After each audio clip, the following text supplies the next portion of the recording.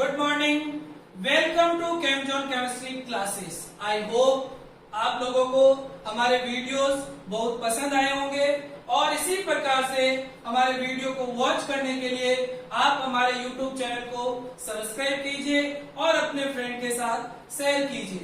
देखिए dear students, अब तक मैंने जितनी भी लाइव क्लासेस के माध्यम से आप लोगों को स्टडी करवाया है वो सब इंग्लिश मीडियम स्टूडेंट से रिलेटेड था, लेकिन आज जो मैं स्टडी कराने वाला हूँ वो है आपका जो हिंदी मीडियम स्टूडेंट्स के लिए एक यूनिट है, वो है आपकी त्रिविमीय रसायन या स्टीरियो केमिस्ट्री। तो देखिए ये त्रिविमीय रसायन या स्टीरियो केमिस्ट्री क्या है, आज हम इसकी स्टडी करेंगे। तो आप लोग हेडिंग लिखिए त्रिविमीय रसायन, त्रिविमीय रसायन या स्टीरियो केमिस्ट्री। अब देखिए आपके सामने एक क्वेश्चन ये है कि ये त्रिविमीय रसायन या ये स्टीरियो केमिस्ट्री क्या है। तो अगर सिंपल लैंग्वेज में कहें तो stereo chemistry is nothing. Stereo chemistry में ऐसा कुछ नहीं है, केवल एक 3D टेट्राहेड्रल कार्बन का जो है 3D अरेंजमेंट है, उसका जो है 3D अरेंजमेंट किस टाइप से होता है, वो एक 3D स्पेस में किस टाइप से दिखाई देता है, उसका रिजोल्यूशन करना ही क्या है, स्टीरियो केमिस्ट्री है। क्योंकि आप लोगों को पता है कि आप जब मैक्सिमम जो ऑर्गेनिक स्पीसीज ले रहे हैं उसमें जो कार्बन एटम है वो क्या है, एक आपका sp3 कार्बन एटम है। अब इस sp3 कार्बन एटम को 3D में किस टाइप से रिप्रेजेंट करते हैं डिफरेंट व्यू में, उसी का एनालिसिस करना या उसी का विश्लेषण करना आपका क्या है, त्रिविमीय रसायन या स्टीरियो केमिस्ट्री है। अब देखिए ये जो त्रिविमीय रसायन है या जो स्टीरियो केमिस्ट्री है, इसकी जो खोज थी सबसे पहले वो किसने की थी, तो वो की थी आपके लिविंग और वह दो साइंटिस्ट थे। कौन? लिविंग था एक तो, और एक था वह। और कब की थी? 1820 ईस्वी में की थी। समझ में आ गई आप लोगों को? स्टीरियो केमिस्ट्री की खोज किसने की थी? लिविंग और वह ने की थी। कब की थी? 1820 में की थी। कौन कौन से कंपाउंड में की थी? तो उन्होंने दो कंपाउंड स्टडी किए थे, एक तो सिल्वर फ्लमिनेट और एक सिल्वर आइसोसाइनेट या सिल्वर साइनेट की स्टडी की थी। तो देखिए इधर एक तो कंपाउंड था ये AgOCN और एक आपका था AgCNO, ये वाला।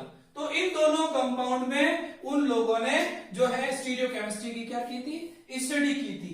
और इसी टाइप से जो है एक अमोनियम साइनेट, ये NH4CNO और एक आपका होता है यूरिया, ये इनमें इन कंपाउंड में इन लोगों ने स्टीरियो केमिस्ट्री की क्या की थी, सबसे पहले स्टडी की थी।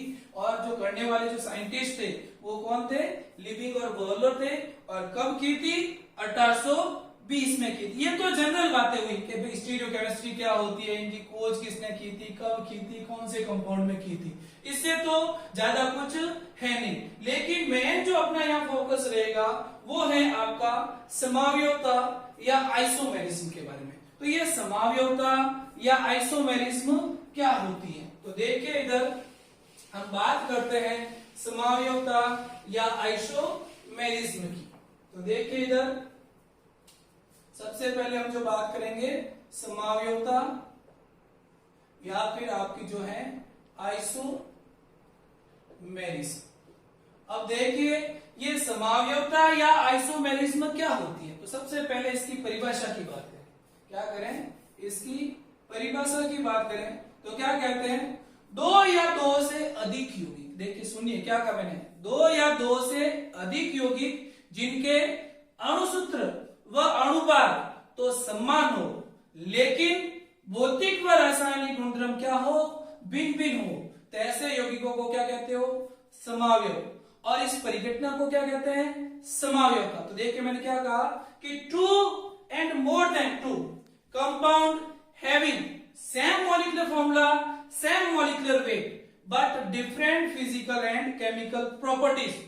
Such compounds are known as isomers, and this phenomena is known as isomerism। मतलब क्या हुआ, क्या कहा मैंने कि दो या दो से अधिक यौगिक जिनके अणुसूत्र व अणुभार क्या हो, समान हो, लेकिन भौतिक व रासायनिक गुणधर्म क्या हो, भिन्न भिन्न हो, तो ऐसे यौगिक क्या कहलाते हैं, समावयव। और ये जो परिघटना हुई वो क्या कहलाती है आपकी, समावयवता। तो देखिए इधर परिभाषा लिखेंगे, हम क्या कहेंगे, सुनना इधर, दो या दो से अधिक यौगिक जिनके अणुसूत्र व अणुभार तो समान हो, लेकिन भौतिक व रासायनिक गुणधर्म भिन्न भिन्न हो, तो ऐसे यौगिकों को समावयव तथा इस परिघटना को समावयवता कहते हैं। देखिए परिभाषा आप लोगों को समझ में आ गई। क्या कहा मैंने, दो या दो से अधिक यौगिक जिनके अणुसूत्र व अणुभार क्या हो, समान हो, लेकिन भौतिक व रासायनिक गुणधर्म क्या हो, भिन्न भिन्न हो, तो ऐसे यौगिकों को समावयव तथा इस परिघटना को समावयवता कहते हैं। जैसे फॉर एग्जांपल मैंने ये एक कंपाउंड लिया, देखना इधर, जैसे मैंने ये एक कंपाउंड ले रहा हूं आपके सामने, जैसे ये लिया मैंने, और यहां पर मैंने ये CH2 का होल फॉर COH, और इसी टाइप से मैंने एक और कंपाउंड लिया, ये वाला जो है, मैंने एक बार ये कंपाउंड ले रहा हूं,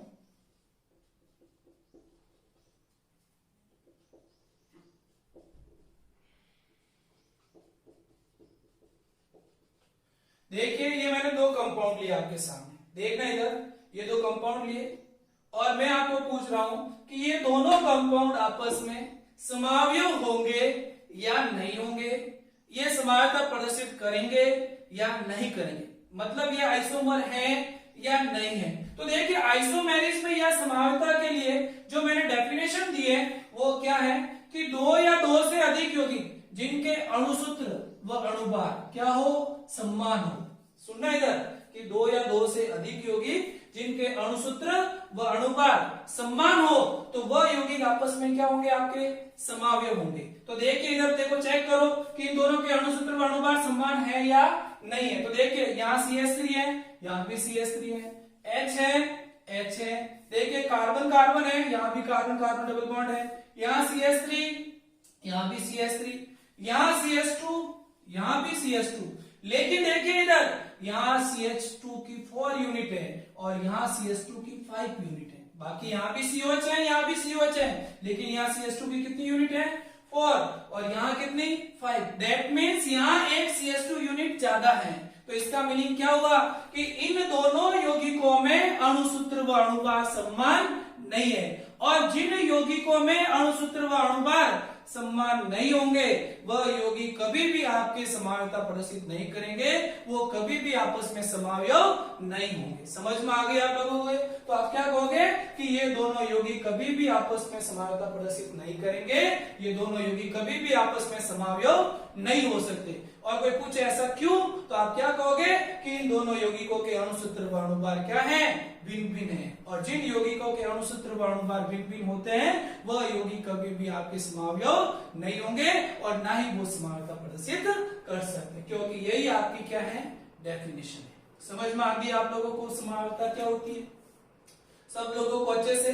तो आप क्या ध्यान रखोगे कि दो या दो से अधिक यौगिक जिनके अणुसूत्र व अणुभार क्या हो, समान हो, लेकिन भौतिक व रासायनिक गुणधर्म क्या हो, भिन्न भिन्न हो, तो ऐसे यौगिक क्या कहलाते हैं, समावयव। और इस परिघटना को कहते हैं समावयव, मतलब मॉलिक्यूलर फॉर्मूला और मॉलिक्यूलर वेट क्या होने चाहिए, सेम होने चाहिए, लेकिन इन दोनों कंपाउंड में मॉलिक्यूलर फॉर्मूला और मॉलिक्यूलर वेट क्या है, डिफरेंट डिफरेंट है। और जब मॉलिक्यूलर फॉर्मूला और मॉलिक्यूलर वेट डिफरेंट डिफरेंट होंगे तो वह यौगिक कभी भी आइसोमर नहीं हो सकते, वो कभी भी आइसोमेरिज्म शो नहीं करेंगे। समझ में आ गई आप लोगों को? ठीक है, तो अब देखिए, अब नेक्स्ट इसमें जो है वो है समायोता के प्रकार या टाइप ऑफ आइसोमेरिज्म। तो देखिए इधर अब जो हम बात करेंगे वो है आपके टाइप ऑफ आइसोमेरिज्म या समायोता के प्रकार। तो नेक्स्ट हेडिंग आप लिखेंगे समायोता के प्रकार। तो देखिए ये मैंने कहा समायोता के जो है प्रकार की बात है। अब देखिए समायोता जो है वो आपकी दो प्रकार की होती है। आइसोमेरिज्म जो है आपकी वो क्या है, टू टाइप्स की होती है। एक तो आपकी होती है संरचनात्मक समायोता, सुनना इधर, एक तो क्या होती है संरचनात्मक समायोता और एक आपकी होती है त्रिविमीय समायोता।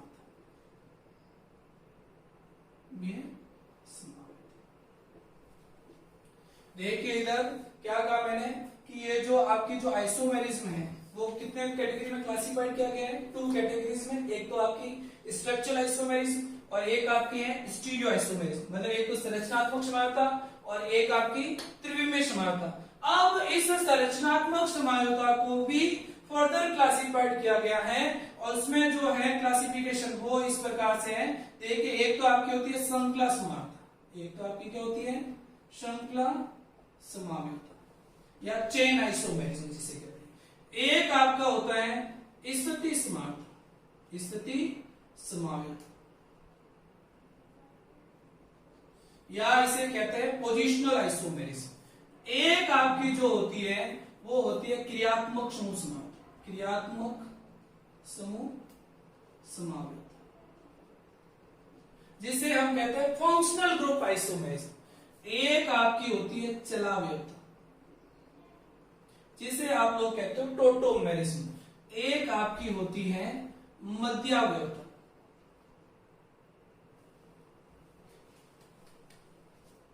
जिसे आप कहते हो मेटामेरिज्म और एक आपकी जो है रिंग चेन आइसोमेरिज्म भी होती है। समझ में आ गई आप लोगों को, ठीक है। और इसी टाइप से देखिए एक त्रिविमीय समावयव को दूसरे त्रिविमीय समावयव में परिवर्तित करने के लिए आवश्यक ऊर्जा के आधार पर, सुनना इधर मैंने क्या कहा, एक त्रिविमीय समावयव को दूसरे त्रिविमीय समावयव में परिवर्तित करने के लिए आवश्यक ऊर्जा के आधार पर त्रिविमीय समावयवता को भी दो भागों में बांटा गया। क्या कहा कि वन स्टीरियो आइसोमर को दूसरे स्टीरियो आइसोमर में इंटर कन्वर्ट करने के लिए रिक्वायर्ड एनर्जी के बेसिस पर stereo isomerism also classified into two categories. तो वो कौन कौन सी है, एक तो आपकी होती है सरूपणीय समावयवता, एक तो आपकी कौन सी सरूपणीय समावयवता और दूसरी जो आपकी होती है वो होती है आपकी विन्यासी समावयवता। देखिए इधर क्या कहा कि एक स्टीरियो आइसोमर को दूसरे स्टीरियो आइसोमर में इंटर कन्वर्ट करने के लिए रिक्वायर्ड एनर्जी के बेसिस पर stereo isomerism also classified into two categories. एक तो आपकी है कौन सी कन्फर्मेशनल और एक आपकी है कॉन्फिगरेशनल, मतलब एक त्रिविमीय समावयव को दूसरे त्रिविमीय समावयव में परिवर्तित करने के लिए आवश्यक ऊर्जा के आधार पर त्रिविमीय समावयवता को दो भागों में बांटा गया है। और कौन कौन से, एक तो सरूपणीय समावयवता और एक आपकी विन्यासी समावयवता। अब देखिए ये जो सरूपणीय समावयवता है ये आपको टू टाइप के कंपाउंड में स्टडी करनी है। एक तो आपको अचक्रीय यौगिकों में और एक आपको चक्रीय यौगिकों में, मतलब एक तो एसाइक्लिक कंपाउंड में और एक आपके साइक्लिक कंपाउंड में। और जो अचक्रीय यौगिकों के जो आपके एग्जांपल्स हैं उसमें आपके जो हैं जैसे एथेन है, जैसे प्रोपेन है और वेरी वेरी इंपॉर्टेंट होता है एन ब्यूटेन, इनकी स्टडी करते हैं। चक्रीय में हम किस किस की बात करते हैं, एथेन, प्रोपेन, एन ब्यूटेन की बात करते हैं। और जो साइक्लिक कंपाउंड है इसमें जो हम बात करेंगे वो मोस्टली हम बात करेंगे साइक्लोहेक्सेन की, किसकी, साइक्लोहेक्सेन की स्टडी करेंगे। समझ में आ गई आप लोगों को। और इसी टाइप से जो कॉन्फिगरेशनल आइसोमेरिज्म है वो फर्दर आपके जो है टू टाइप्स की होती है, विन्यासी आइसोमेरिज्म, और वो है आपकी एक तो ज्यामितीय समावयवता और दूसरी आपकी जो है वो है प्रकाशिक समावयवता। देखिए कुछ लोग क्या है, सीधा ये बीच में इनकी बात नहीं करते हैं और सीधा कह देते हैं, पूछते हैं कि स्टीरियो आइसोमेरिज्म कितने टाइप्स की, तो सीधा कहते हैं 2 टाइप्स की, ज्योमेट्री और प्रकाशीय। ऐसा नहीं है। देखिए त्रिविमीय जो स्टीरियो आइसोमर है उनको एनर्जी के बेसिस पर 2 कैटेगरी में क्लासिफाइड किया गया है। कौन कौन सी? एक तो कन्फर्मेशनल स्वरूपणीय और एक कॉन्फ़िगरेशनल विन्यासी, और विन्यासी को फर्दर 2 कैटेगरी में क्लासिफाइड किया है, ज्योमेट्री और प्रकाशिक समावता। और प्रकाशिक समावता में हम जो फर्दर बात करेंगे वो आपके 2 होंगे, एक तो प्रतिबिंब रूपी और एक आपके होंगे विपरीत रूपी। और इस विवरण रूपी में जो आगे जाके हम फर्दर जो स्टडी करेंगे वो होंगे आपके एरिथ्रो और थ्रियो। 2 आइसोमर्स होंगे, एरिथ्रो और थ्रियो, और एरिथ्रो और थ्रियो आपस में विवरण रूपी कैसे होते हैं उसकी बात करेंगे। तो देखिए अब तक जो मैंने आपको स्टडी कराया वो एक बार समझ लीजिए, क्या क्या मैंने बात की है। कि सुनिए इधर कि जो समावता है वो समावता क्या होती है, और सबसे पहले देखो स्टीरियो केमिस्ट्री में अब तक जो मैंने स्टडी कराया वो एक बार सुन लीजिए क्या है। कि सबसे पहले मैंने आप लोगों को बताया कि स्टीरियो केमिस्ट्री क्या है। तो स्टीरियो केमिस्ट्री में क्या कहा कि stereo chemistry is nothing, it is only 3D resolution of A tetrahedral carbon. ये एक चतुष्फलक के कार्बन का क्या है, जो है 3D रेजोल्यूशन है, ठीक है। और फिर आप लोगों को मैंने बताया कि स्टीरियो केमिस्ट्री की जो खोज है वो सबसे पहले किसने की थी, तो बताया था लिविंग और वर्गलर ने की थी। कहा कौन से कंपाउंड में की थी, तो मैंने बताया था सिल्वर फ्लोमिनेट और सिल्वर आइसोसाइनेट। ये तो जनरल बातें हुई थी। फिर हमने बात की थी आइसोमेरिज्म या समावयवता की, और आइसोमेरिज्म और समावयवता में जो मैंने आपको सबसे पहले डेफिनेशन बताई और फिर इसके क्लासिफिकेशन की बात की। तो देखिए क्लासिफिकेशन में क्या कहा कि जो आइसोमेरिज्म या समावयवता है इनको 2 कैटेगरी या 2 भाग में वर्गीकृत किया गया है या 2 कैटेगरी में क्लासिफाइड किया गया है। इसमें एक तो आपकी होती है संरचनात्मक समावयवता और दूसरी आपकी होती है त्रिविमीय समावयवता। अब देखिए संरचनात्मक में क्या कहा कि ये फॉलोइंग टाइप्स की होती है, श्रृंखला समावयवता, स्थिति समावयवता, क्रियात्मक समूह चलावयवता और मध्यवर्ता। इसको मतलब जो आपको लोगों बताया था कि ये चेन आइसोमेरिज्म, पोजिशनल, और जो क्रियात्मक समूह होते हैं उसे फंक्शनल आइसोमेरिज्म, और चलावयवता को टोटोमेरिज्म, और मध्यवर्ता को क्या कहा था, मेटामेरिज्म का। फिर मैंने आप लोगों को बताया कि एक त्रिविमीय समावयव को दूसरे त्रिविमीय समावयव में परिवर्तित करने के लिए आवश्यक ऊर्जा के आधार पर त्रिविमीय समावयवता को 2 कैटेगरी में क्लासिफाइड किया गया। और उसमें क्या बताया, एक तो आपकी स्वरूपणीय समावयवता और एक आपकी बताई विन्यासी समावयवता। अब स्वरूपणीय समावयवता में क्या कहा कि एक तो अपन अचक्रीय मतलब एसाइक्लिक कंपाउंड में और एक चक्रीय या साइक्लिक कंपाउंड में स्टडी करेंगे।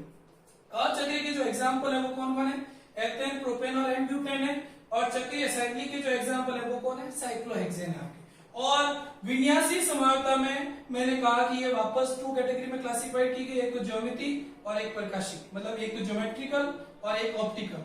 और ऑप्टिकल को फर्दर अपन जो 2 पार्ट में स्टडी करेंगे, एक तो आपके होंगे एनेंटियोमर प्रतिबिंब रूपी और दूसरे आपके होंगे विपरीत रूपी या डायस्टीरियोमर्स होंगे। समझ में आ गई आप लोगों को यहाँ तक। अब हम जो स्टडी करने वाले हैं वो है आपकी संरचनात्मक समावयवता। तो आप लोगों को यहाँ तक समझ में आ गया होगा। तो अब आप हेडिंग लिखिए संरचनात्मक समावयवता। तो देखिए अब ये संरचनात्मक समावयवता क्या होती है इसकी बात।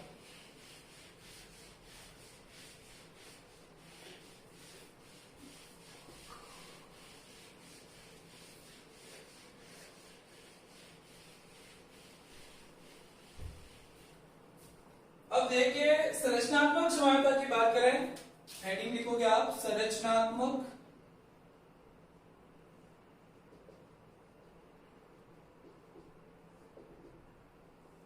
देखिए संरचनात्मक समानता में क्या कहते हैं कि 2 या 2 से अधिक यौगिक जिनके अणुसूत्र व अणुभार तो क्या होते हैं, समान होते हैं, लेकिन आपके जो संरचना सूत्र हैं वो क्या होते हैं, भिन्न भिन्न होते हैं। तो ऐसे यौगिक क्या कहलाते हैं, संरचनात्मक समावयव। और इस परिघटना को क्या कहते हैं, संरचनात्मक समावयवता कहते हैं। तो देखो क्या कहोगे संरचनात्मक समावयवता में या स्ट्रक्चरल आइसोमेरिज्म क्या कहोगे, 2 या 2 से अधिक यौगिक जिनके अणुसूत्र व अणुभार तो समान होते हैं, अणुसूत्र व अणुभार तो समान होते हैं, लेकिन संरचना सूत्र पोस्ट में लिख दोगे बंधों की स्थितियां।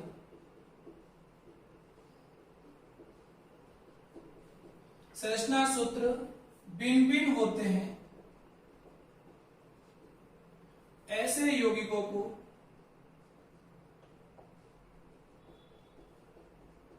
संरचनात्मक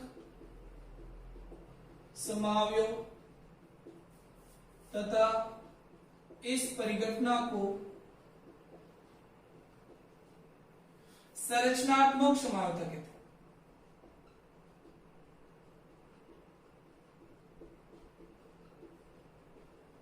देखिए इधर क्या कहा मैंने कि दो या दो से अधिक यौगिक जिनके अणुसूत्र व अणुभार तो क्या होते हैं, समान होते हैं, लेकिन संरचना सूत्र मतलब बंधों की स्थितियां क्या होती हैं, भिन्न भिन्न होती हैं। तो ऐसे यौगिक क्या कहलाते हैं, संरचनात्मक समावयव तथा इस परिघटना को क्या कहते हैं, संरचनात्मक समावयवता कहते हैं। देखिए मैंने क्या कहा, मैंने कहा कि two and more than two compound having same molecular formula, same molecular weight, but different structure. That means sequence of bonding within the molecule are different.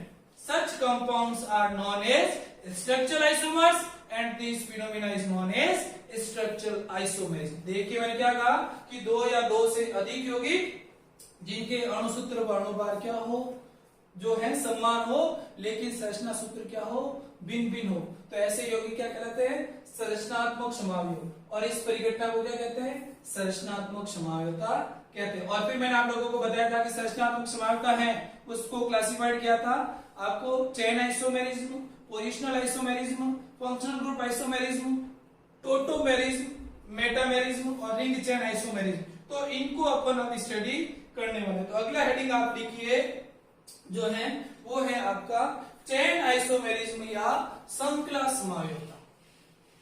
तो देखिए ये चेन आइसोमेरिज्म या श्रृंखला समावयवता क्या होती है। तो अगला क्या है आपका श्रृंखला समावयवता।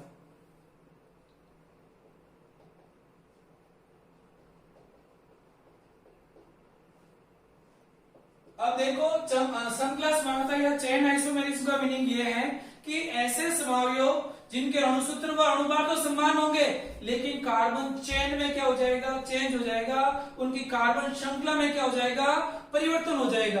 तो ऐसे समावयव क्या होंगे, श्रृंखला समावयव, और इस परिघटना को क्या बोलेंगे, श्रृंखला समावयवता। दैट मीन्स उसकी कार्बन चेन में अब क्या होगा, चेंज होगा। जैसे देखिए इधर, जैसे मैंने ये एन ब्यूटेन लिया, देखना इधर, ये मैंने एन ब्यूटेन लिया, क्या लिया, एन ब्यूटेन, और इस एन ब्यूटेन को मैं आइसोब्यूटेन में क्या कर रहा हूं, चेंज कर रहा हूं। तो देखिए इधर यहां पर बात करें तो क्या है C4 और क्या H10 है, यहां पर भी क्या है C4 H10 है। देखिए एन ब्यूटेन और आइसोब्यूटेन, क्या ध्यान रखोगे कि एन ब्यूटेन और आइसोब्यूटेन दोनों में मॉलिक्यूलर फॉर्मूला और मॉलिक्यूलर वेट क्या है, सेम है, मतलब इनके अणुसूत्र और अणुभार क्या है, समान है।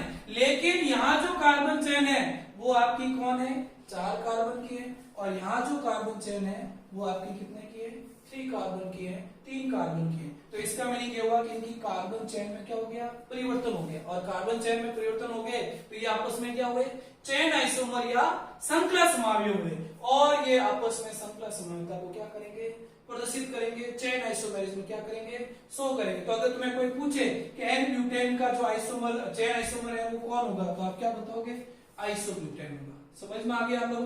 देखो ऐसे कैसे अगर आपको पूछे एन पेंटेन के जो है चेन आइसोमर शो कीजिए, तो जैसे देखिए ये मैंने लिया एन पेंटेन, ये मेरा एन पेंटेन है। अब मैंने इसको एक बार किसमें, आइसोपेंटेन में चेंज कर दिया, और एक बार मैंने इसको नियोपेंटेन में चेंज कर दिया, ये तो देखिए यहाँ क्या है, C5H12 है, यहाँ पर भी क्या है, C5H12 है, यहाँ पर भी क्या है, C5H12। देख लीजिए इधर, यहाँ पर जो कार्बन 5 है और हाइड्रोजन 12 है, और इसमें भी क्या है, कार्बन 5 हाइड्रोजन 12, इसमें भी कार्बन 5 और हाइड्रोजन कितने हैं, 12 है। तो इन सभी कंपाउंड में मॉलिक्यूलर फॉर्मूला और मॉलिक्यूलर वेट क्या है आपका, सेम है। सब में क्या है, मॉलिक्यूलर फॉर्मूला और मॉलिक्यूलर वेट सेम है, मतलब अणुसूत्र और अणुभार क्या है, समान है। लेकिन देखिए इधर यहाँ कार्बन चेन आपके 4 कार्बन की है, 5 कार्बन के हैं, और यहाँ पर आपके 4 कार्बन के हैं, और यहाँ आपके 3 कार्बन के हैं। तो यहाँ कार्बन चेन में क्या हो रहा है, चेंज हो रहा है, और कार्बन चेन में चेंज होगा तो वो आपस में क्या होंगे, चेन आइसोमर होंगे या श्रृंखला समावेता प्रदर्शित करेंगे या श्रृंखला समावेश होंगे। तो आप लोगों को समझ में आ गया चेन आइसोमर्स क्या होते हैं, सब लोगों को ये ध्यान रखना। और एक चीज ध्यान रखना, जैसे क्वेश्चन पूछा जाता है कि वह निम्नतम हाइड्रोकार्बन कौन सा है जो श्रृंखला समावेता या चेन आइसोमेरिज्म शो करता है, तो हमेशा ध्यान रखना वो आपका है एन ब्यूटेन, क्योंकि एन ब्यूटेन से छोटा कोई हाइड्रोकार्बन नहीं है जो आपकी चेन आइसोमेरिज्म को शो कर सके।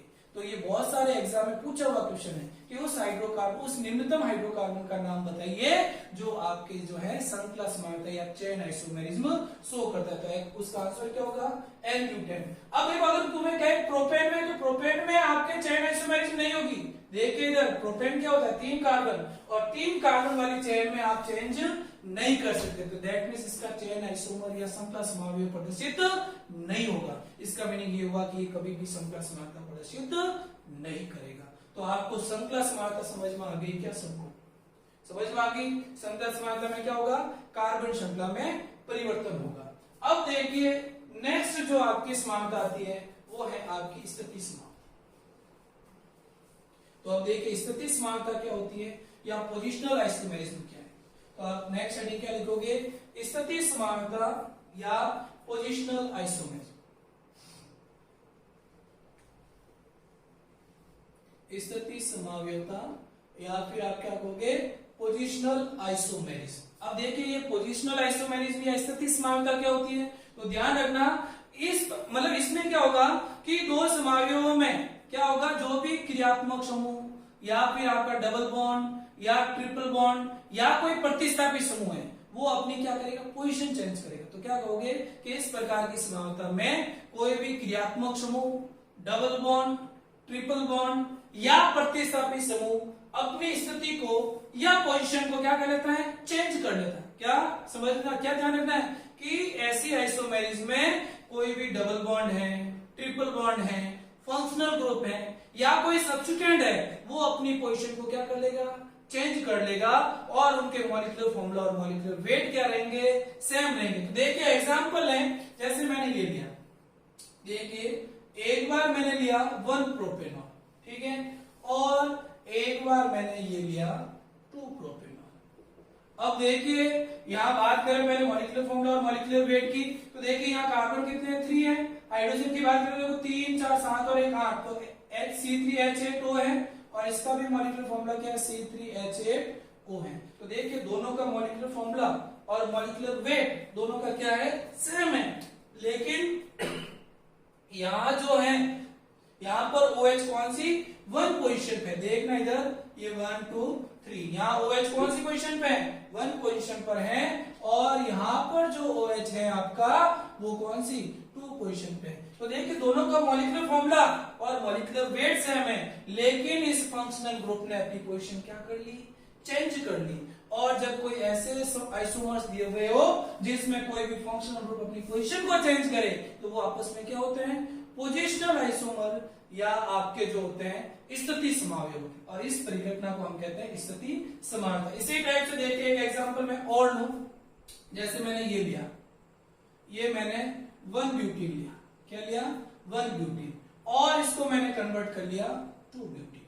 तो देखिए इधर इसका मॉलिक्यूलर फॉर्मूला और मॉलिक्यूलर वेट देखिए क्या है, C4, देखो H कितने, 3 तो 5, 5 और 2 7 और 1 8, C4H8 है, यहां पर भी क्या है, C4H8 है। तो देखिए दोनों के मॉलिक्यूलर फॉर्मूला और मॉलिक्यूलर वेट क्या है, सेम है, लेकिन यहाँ पर डबल बॉन्ड जो है वो 1 पोजीशन पे है, और यहाँ क्या है, 2 पोजीशन पे है। तो डबल बॉन्ड ने अपनी क्या कर ली, पोजीशन चेंज कर ली। तो मैंने आप लोगों को बताया था कि अगर किसी भी स्पीसीज में double bond, triple bond, functional group या आपका कोई सब्स्टिट्यूएंट अपनी पोजीशन चेंज करता है, तो वो आपस में क्या होते हैं, पोजिशनल आइसोमर। तो दैट मींस ये दोनों आपस में क्या हो गए, पोजिशनल आइसोमर या स्थिति समावयव हो गए। इसी टाइप से देखिए अगर कोई सब्स्टिट्यूएंट होता, जैसे ये लिया ये मैंने 1 ब्रोमोप्रोपेन लिया, ठीक है, अब मैं इसमें क्या करूं, इससे ये 2 ब्रोमोप्रोपेन बनाऊं। तो तो देखिए दोनों के मॉलिक्यूलर फॉर्मूला और मॉलिक्यूलर वेट क्या है, सेम है, C3H7Br। यहाँ पर भी क्या है, C3H7Br, लेकिन यहाँ Br की जो पोजीशन है वो 1 है और यहाँ जो Br की पोजीशन है वो आपकी 2 है। तो दोनों ने अपनी पोजीशन को क्या कर लिया, चेंज कर लिया। और जब पोजीशन चेंज होगी तो आपस में क्या होंगे, पोजिशनल आइसोमर। ऐसे ऐसे अगर आप यहाँ ट्रिपल बॉन्ड लेते तो ट्रिपल बॉन्ड अपनी पोजीशन चेंज करता तो भी वो क्या होते, पोजिशनल आइसोमर होते। तो आपको पोजिशनल आइसोमेरिज्म समझ में आ गई क्या?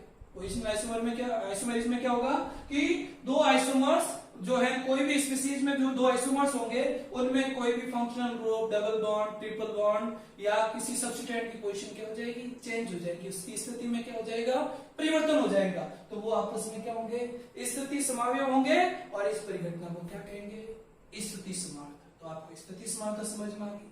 अब अगली जो आइसोमेरिज्म है आपकी, वो है आपकी क्रियात्मक समूह समानता। तो देखिए अगली हेडिंग आप नोट करेंगे, क्रियात्मक समूह समानता। तो अभी ये क्रियात्मक समूह समानता क्या होती है, इसको भी देख लीजिए। देखिए क्रियात्मक समूह समानता, तो आप हमेशा ध्यान रखना, क्रियात्मक समूह समानता में एक क्रियात्मक समूह दूसरे क्रियात्मक समूह में परिवर्तित हो जाता है। क्या ध्यान रखोगे, इस प्रकार की समानता में एक क्रियात्मक समूह दूसरे क्रियात्मक समूह में परिवर्तित हो जाता है। देखना इधर, क्रियात्मक समूह समानता या फंक्शनल ग्रुप आइसोमेरिज्म।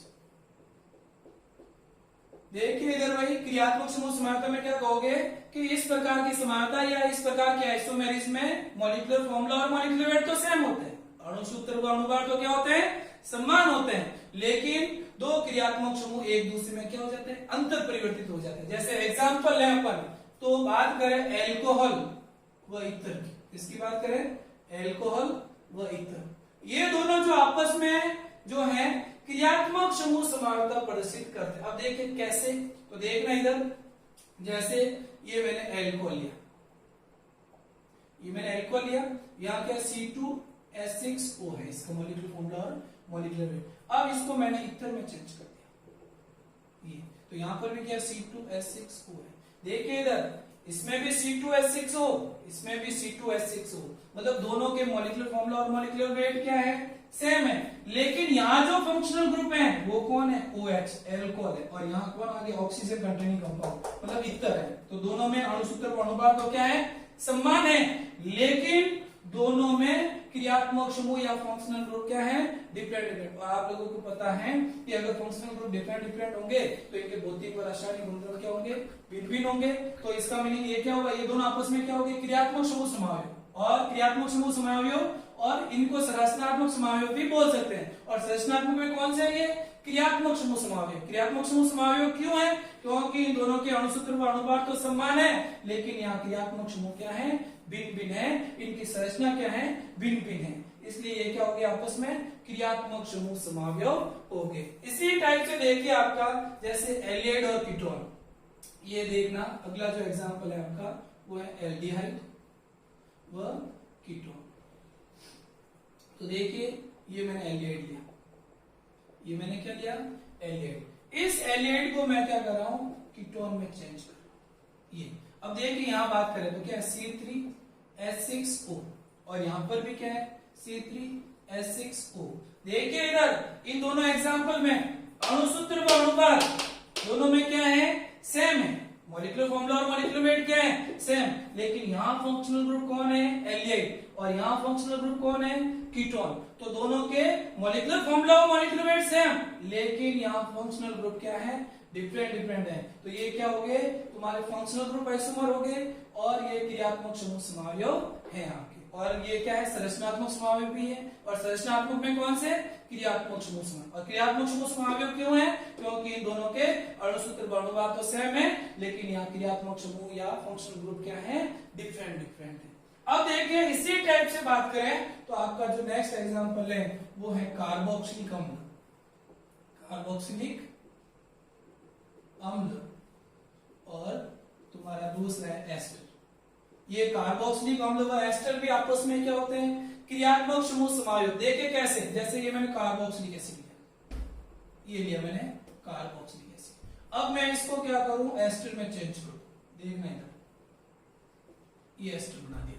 तो देखिए यहाँ मॉलिक्यूलर फॉर्मूला और मॉलिक्यूलर वेट क्या है, देख रहे इधर C3H कितने हैं 6O2, यहाँ पर भी क्या है C3H6O2। तो देखिए दोनों में मॉलिक्यूलर फॉर्मूला और मॉलिक्यूलर वेट क्या है सेम, यहाँ पर भी C3H6O2 और यहाँ पर भी C3H6O2, लेकिन यहाँ जो फंक्शनल ग्रुप है वो कौन है कार्बोक्सिलिक एसिड और यहाँ कौन है एसिड, मतलब दोनों की स्ट्रक्चर क्या है डिफरेंट डिफरेंट। तो ये आपस में क्या हो गया स्ट्रक्चरल आइसोमर, और स्ट्रक्चरल आइसोमर में कौन से आपके जो है फंक्शनल ग्रुप या क्रियात्मक समूह आइसोमर्स या समावयव होंगे, क्योंकि यहाँ जो क्रियात्मक समूह है वो कार्बोक्सिलिक एसिड है और यहाँ क्या है एसिड है, तो दोनों के भौतिक व रासायनिक गुण क्या होंगे भिन्न भिन्न होंगे।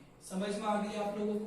तो ये जो है आपके क्या हो गए क्रियात्मक समूह समावयव हो गए, एल्कोहल ईथर हो सकते हैं, एल्डेहाइड कीटोन हो सकते हैं, कार्बोक्सिलिक एसिड एस्टर हो सकते हैं, ऐसे आपके और भी कंपाउंड हो सकते हैं जिसमें एक फंक्शनल ग्रुप दूसरे फंक्शनल ग्रुप में चेंज होता है। तो आप लोगों को ये चीज ध्यान रखना है। अब आपकी जो नेक्स्ट संरचनात्मक समानता है वो है आपकी चलावयवता या टोटोमेरिज्म। तो देखिए वेरी वेरी इंपॉर्टेंट, ये चलावयवता या टोटोमेरिज्म क्या होती है, तो अगला हेडिंग लिखेंगे आप चलावयवता या टोटोमेरिज्म।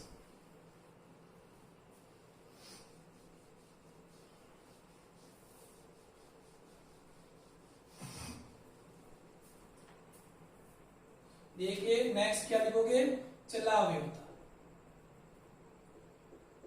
या टोटोमेरिज्म। ये चलावयवता या टोटोमेरिज्म क्या है, तो आप लोग ध्यान रखना क्या कहोगे कि यह एक विशेष प्रकार की क्रियात्मक समूह समानता है। क्या कहोगे it is a special kind of functional group isomerism. ये क्या है एक विशेष प्रकार की क्रियात्मक समूह समावयवता है, और इस प्रकार की समावयवता में कीटो फॉर्म इनोल फॉर्म में और इनोल फॉर्म कीटो फॉर्म में क्या हो जाती है परिवर्तित हो जाती है। मतलब क्या है in this type of isomerism keto form can be converted into enol form and enol form can be converted into keto form at room temperature. देखो ये चीज ध्यान रखना कि ये जो प्रोसेस हो रहा है वो कहां हो रहा है रूम टेम्परेचर पे हो रहा है। तो क्या कहोगे यह एक विशेष प्रकार की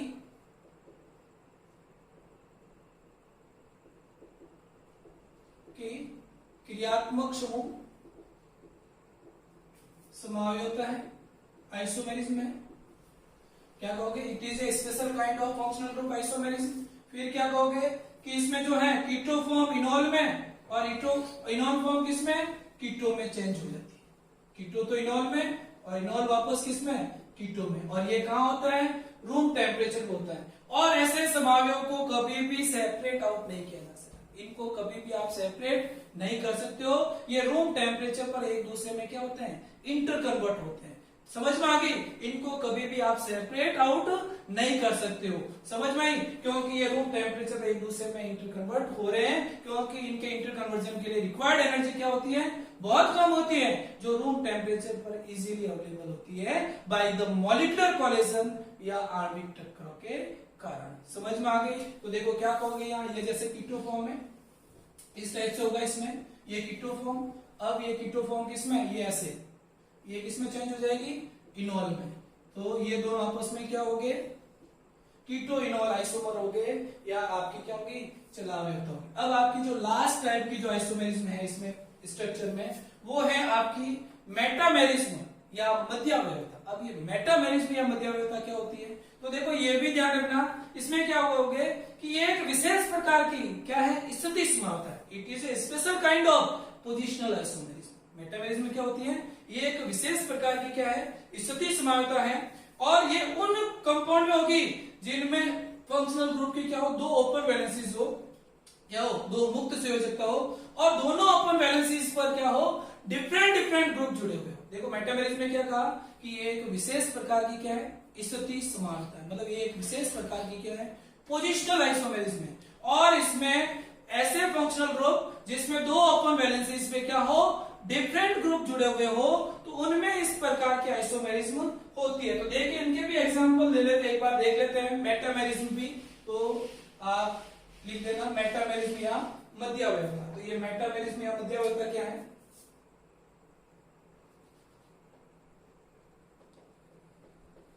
देखना इधर इसमें क्या जैसे ये मैंने लिया ईथर।